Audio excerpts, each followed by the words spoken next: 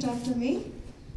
భారతదేశ పౌరులమైన మేము ప్రజాస్వామ్యంపై విశ్వాసంతో మన దేశ ప్రజాస్వామ్య సాంప్రదాయాలను స్వేచ్ఛాయుతను నిష్పక్షపాత ప్రశాంత ఎన్నికల ప్రభావాన్ని నిలబడతామని మతం జాతి కులం వర్గం భాషా భేదం లేకుండా ఎటువంటి ఒత్తిడులకు ప్రభావితం కాకుండా ప్రతి ఎన్నికలో నిర్భయంగా ఓటు చేస్తామని ఇందు మూలంగా ప్రతిజ్ఞ చేస్తున్నాము.